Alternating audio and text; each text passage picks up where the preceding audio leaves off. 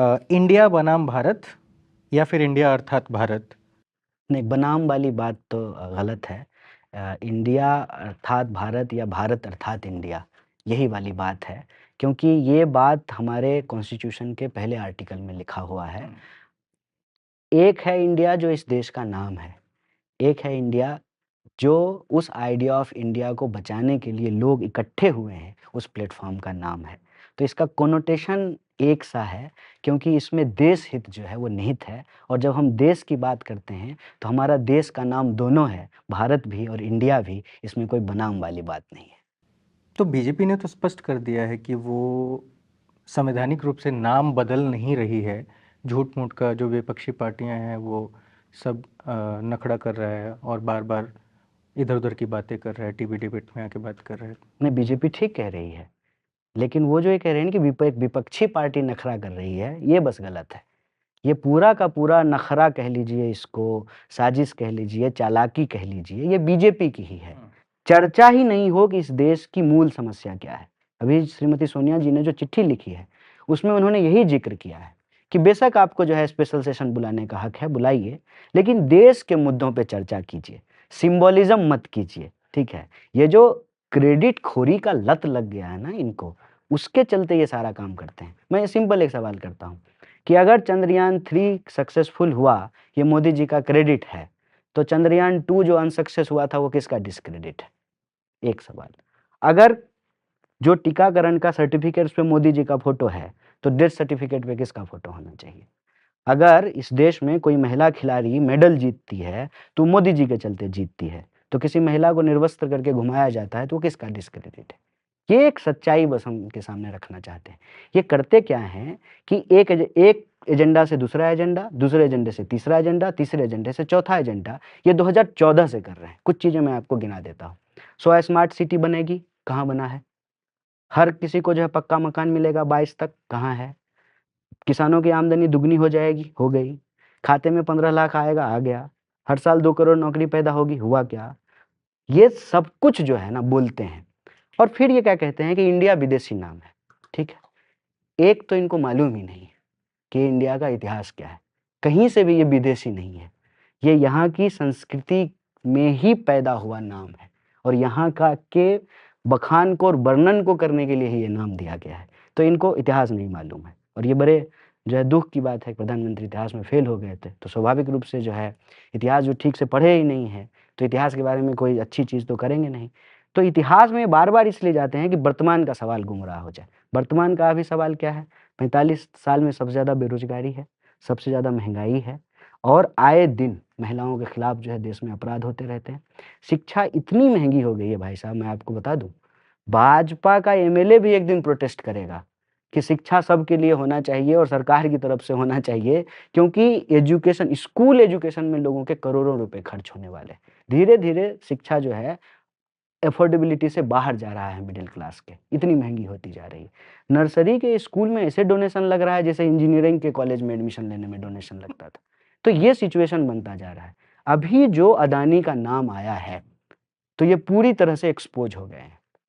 देश का नाम लेंगे और देश के नाम पे दोस्त का तिजोरी भरेंगे। तो इनका दोस्त का जो नाम आया है ना, ये चाहते हैं कि किसी भी तरह से इसकी बात नहीं हो, इसीलिए हेडलाइन मैनेजमेंट कर रहे हैं।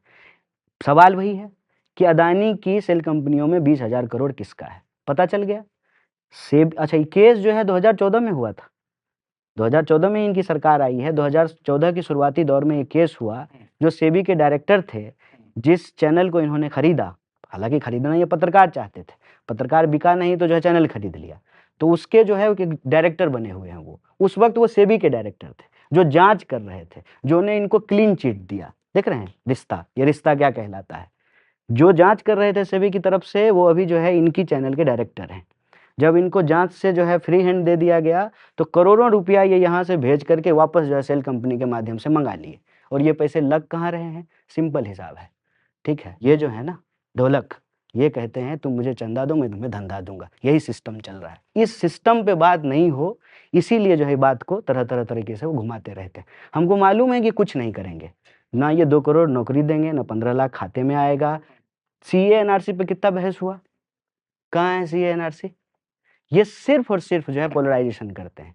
कोई भी ऐसा एक मुद्दा उछालो जिस पे सोसाइटी में पोलराइजेशन हो जाए, डिनर टेबल जो है पोलराइज हो जाए, घर के लोग के जो है अलग अलग ओपिनियन हो जाए, घर में ही पक्ष और विपक्ष बन जाए। हर व्हाट्सएप ग्रुप जो है ना राज्यसभा और लोकसभा में कन्वर्ट हो जाता है। सडनली जो है लोग उसके एक्सपर्ट हो जाते हैं, फिर वो मुद्दा ठंडे बस्ते में चला जाता है, फिर नया शगुफा जो है छोड़ दिया जाता है। तो यह जो फूट डालो राज करो की नीति है, इसको इस देश के आम लोगों को समझना पड़ेगा। लेकिन जिस तिजोरी की आप बात कर रहे हैं उसको भारत के राजस्थान के मुख्यमंत्री, जिनको जादूगर कहा जाता है, उन्होंने वहाँ पे जादू चलाया और करीब 65,000 करोड़ रुपए का निवेश राजस्थान में किया गया। राजस्थान में अडानी ग्रीन एनर्जी ने 60,000 वो करोड़ का एक अलग किया। डेटा मैं उसका जवाब दे रहा हूँ। देखिए यही प्रॉब्लम है। ये तो कांग्रेस के टाइम पे भी हुआ था, ये तो कांग्रेस के टाइम पे भी हुआ था। कांग्रेस की सरकार भी दे रही है, ठीक। तो कांग्रेस की सरकार भी दे रही है, तो क्या कांग्रेस की सरकार भी वैसे ही दे रही है? सब कुछ वैसे ही हो रहा है जैसे पहले हो रहा था, तो सरकार क्यों बदली? फिर कांग्रेस की ही सरकार रहती। देखिए मेरे पास एक और डेटा है भाई। मैं डेटा का जवाब दे रहा हूँ आपको। देखिए इस बात को समझिए कि ये जो जवाब में कहा जाता है कि कांग्रेस की सरकार में अडानी को टेंडर दिया गया, कांग्रेस की सरकार में अडानी को टेंडर दिया गया, तो अडानी इस देश में धंधा करते हैं, तो उनको धंधा दिया गया है, ठीक है, धंधा करते हैं, उनको धंधा दिया गया है। क्या धंधा देने में चंदा लिया गया है? ये प्रश्न है। क्या चंदा लेने के बदले में धंधा दिया गया है? ये सब नहीं, उसका तो है डेटा, मैं डेटा दे देता हूँ। 162 करोड़ जो है वो जो है कांग्रेस का के पास है, 3,500 करोड़ बीजेपी के पास है, तो डेटा है साफ साफ। तो फिर आपने लिया ही क्यों? किससे? चंदा नहीं लिया है, चंदा नहीं लिया है। हमारा उद्देश्य जो है देश के पूंजीपतियों को मार के भगा देना नहीं है, उसका गला दबा देना नहीं है। हम अडानी का नाम इसलिए नहीं ले रहे हैं कि अडानी को जो है देश से भगा देंगे। हम अडानी का नाम इसलिए ले रहे हैं कि लेवल प्लेइंग फील्ड है, market, competition, trade, commerce, level playing field है ना। आप और हम जो है दोनों टेंडर अप्लाई किए कि ये कप का मेंटेनेंस हम करेंगे, हमको मिल गया क्योंकि हम प्रधानमंत्री को अपने हवाई जहाज में घुमाते हैं, आपको नहीं मिला। हम इस पे प्रश्न उठा रहे हैं। प्रश्न जो है उसको क्या कर दिया गया है कि इक्वेट कर दिया गया है जबरदस्ती कि अडानी अगर बेईमान है तो क्या राजस्थान में उसको क्यों, तो क्या राजस्थान में उसको बेईमानी से काम मिल रहा है? ये सवाल है। अगर बेईमानी से काम नहीं मिल रहा है तो कहाँ बेईमानी से मिल रहा है? ये सवाल है। सवाल देखिए, इसको बहुत चालाकी से गुमराह कर दिया गया है, जैसे कांग्रेस जो है ना देश के सब पूंजीपतियों के खिलाफ है। बिल्कुल ऐसा नहीं है। अगर ऐसा होता तो तभी जो है अडानी को पकड़ करके जेल में डाल देते।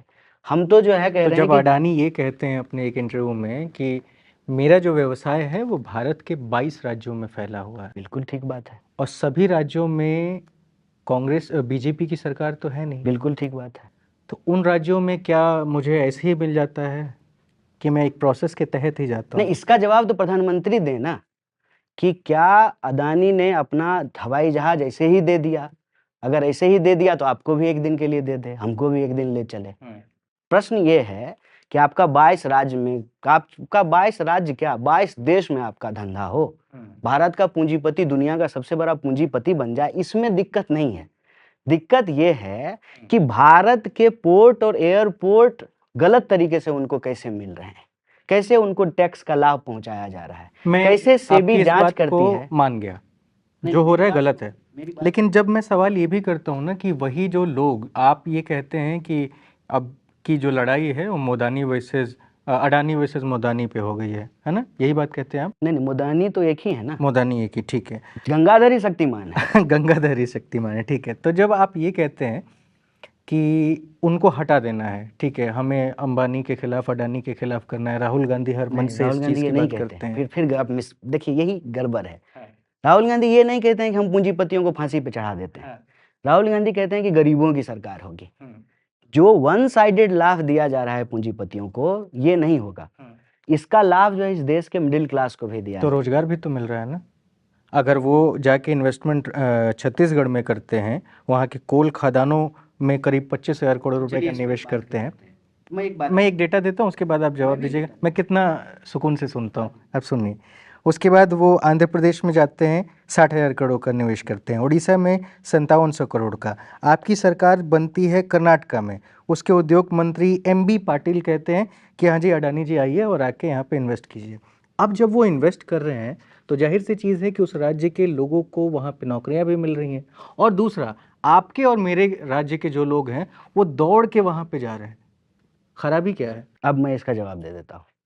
अंबानी जी के एक दिन का जो इनकम है, उसे 75 लाख मनरेगा मजदूरों को पेमेंट किया जा सकता है। 75 लाख। आपने रोजगार की बात की है। दूसरा, कि जितना लाभ आप इन कॉरपोरेट को दे रहे हैं, जितना आप इनका टैक्स माफ कर रहे हैं, ठीक है, एक एक कॉरपोरेट को आपने जो कर्जा माफ किया है, एक कॉरपोरेट के बराबर जो पैसा है, आप इस देश के सारे किसानों का कर्जा माफ कर सकते हैं।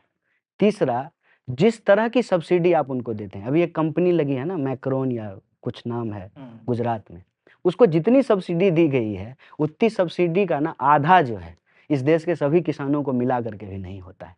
ये जो बेईमानी है ना, हम उस पे सवाल खड़ा कर रहे हैं। हम ये नहीं कह रहे हैं खिलाफ कि तो मैं भी हेयर कट के हूँ, इसमें कोई दो राय नहीं है, लेकिन जायज़ भी होना चाहिए। नहीं, जायज की मैं बात कर रहा हूँ, इसमें नाजायज कैसे है वो देखिए। एक रेलवे जो है वो अदानी से ज्यादा लोगों को रोजगार दी हुई है, एक रेलवे। तो रेलवे को बेच करके, वो भी औने पौने दाम पे, गलत तरीके से नियम में बदलाव करके, आप रेलवे को अदानी को हैंडओवर मत कीजिए। अगर आपका रोजगार का तर्क है, उनके पास पैसा है, राज्य में हमारी सरकार आई है, हम उनको आमंत्रित करेंगे कि आप फेयर तरीके से आइए और यहाँ पे जो है बिजनेस कीजिए, उसमें कोई दिक्कत नहीं है। फेयर तरीके से, इसमें एक वर्ड है फेयर। और राहुल गांधी जो लाभ इस देश की डेमोक्रेसी के लिए जरूरी है आम लोगों को पहुंचाना, उसकी बात कर रहे हैं। वो कह रहे हैं कि अगर आप कॉरपोरेट को सब्सिडी दे सकते हैं तो किसान को भी दीजिए। वो कह रहे हैं कि अगर MP MLA को पेंशन मिल सकता है तो कर्मचारियों को भी पेंशन दीजिए। वो कह रहे हैं कि कॉरपोरेट की सरकार मत बनाइए, हम दो हमारे दो की नीति खाने और खिलाने की मत चलाइए, गरीबों की सरकार बनाइए, ओल्ड पेंशन स्कीम लागू कीजिए, मिनिमम वेज लागू कीजिए, जो बेरोजगारी भत्ता है उसको इम्प्लीमेंट कीजिए, महंगाई को कंट्रोल कीजिए, गैस सिलेंडर का दाम 1100 रुपया नहीं होना चाहिए, 500 रुपया से ज़्यादा उसको मत रखिए, सस्ते दरों पे जो है खाना उपलब्ध कराइए कि मनरेगा मजदूर भी जो है ना रोटी सब्जी भरपेट खा सके। इसका ये मतलब नहीं है कि हम जो है पूंजीपतियों को कह रहे हैं इनको मार दीजिए, इनको भगा दीजिए, इनको फांसी पे चढ़ा दीजिए। गलत तरीके से जो ये नेक्सस है, इस नेक्सस को बंद कीजिए। देश की संपत्ति को अपने दोस्त को हैंडओवर मत कीजिए। वो फेयर तरीके से आए और जो है जो अपना जो है बिजनेस करें, मुनाफा कमाएं, कोई दिक्कत नहीं। मुनाफा कमवाने के लिए जो कानूनी व्यवस्था है उसका जो है छेड़छाड़ मत कीजिए और उनको एक्स्ट्रा लाभ मत दीजिए, क्योंकि जो है वो आपको एक्स्ट्रा लाभ देते हैं, अपने हवाई जहाज में बिठा के आपको घुमाते हैं। ये सवाल है।